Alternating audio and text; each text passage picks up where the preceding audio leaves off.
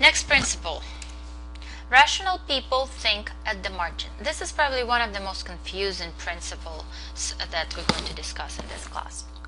We say that people, and those are rational people, which not always the case, but let's assume that people are rational.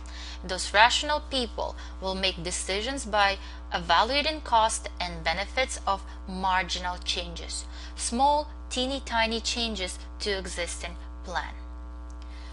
For example, you're not really deciding, should I sleep tonight or should I not sleep tonight? Most likely you already made that decision when you started making any kind of decisions. So that's a given. But you can make a marginal decision in the morning.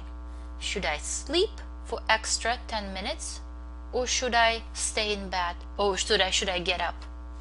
Right? So that's representing a marginal change.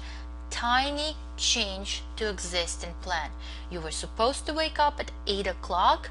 Now you're making a small change. That small change is sleeping for extra 10 minutes. Not extra hour or two, but extra 10 minutes. That's a marginal decision. So when deciding on that, you compare the benefits of this activity with the cost. So the benefits of sleeping for extra 10 minutes is your extra rest, right? So we're talking about still change. When you wake up, you're probably somewhat rested, more rested than you were when you went to bed, right? But now we're looking at the extra rest that you will receive in this next 10 minutes. And you compare it with the cost. Well, the cost could be different for different people. For somebody, it's a possibility of being late.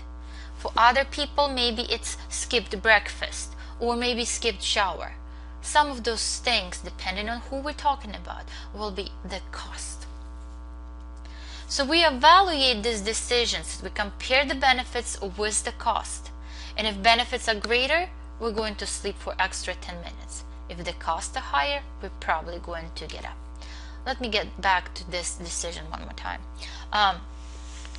How are we making these decisions? Where are we really like taking a piece of paper and pencil and start writing down all the benefits and all the costs? No, not really. These decisions are made in your head, but if we were to translate whatever's going on in your head into economic terms, that's exactly what we'll see. Think about this. Sometimes you actually go ahead and decide to sleep for 10 extra minutes. When is that going to be the case?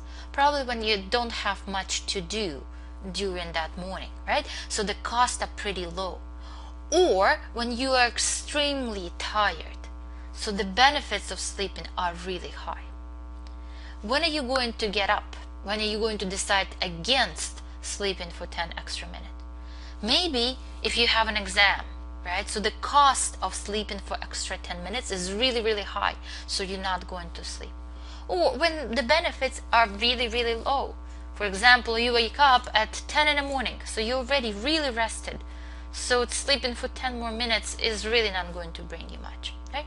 So compare the benefits and the cost. Another example would be when the manager decides to hire additional worker. Once again, we're not thinking about hiring 50 people at a time. We're making a small change to an existing plan. Should I hire an extra worker?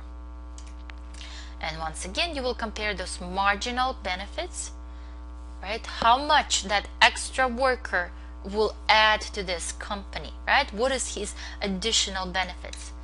What is the cost, right? Now you have to pay salary to that worker. You have to find some office space for that worker, right? So that's that extra additional cost of that worker. So some of the decisions, marginal decisions, you make almost every morning or definitely making every day, right? So for example, should I buy a small or should I buy a medium coffee? That's a marginal decision.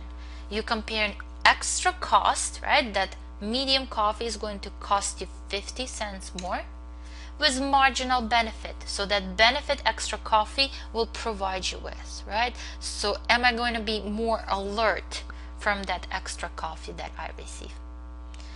Which size did you buy?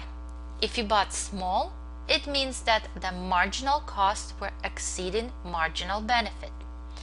If you bought medium, it means the benefits outweighed cost. You needed that extra coffee more than it actually cost you, so you evaluated the benefit to be equivalent more than 50 cents. Next principle, people respond to incentives. And this one we actually going to discuss in much greater detail a couple of weeks from now. So incentives are those things that influence our decisions and make us either act or not to act in a certain way. Those incentives can be either positive or negative. For example, I can give you extra credit for coming to every class, or I can take some credit away if you miss some classes. So those are the examples of positive and negative incentives.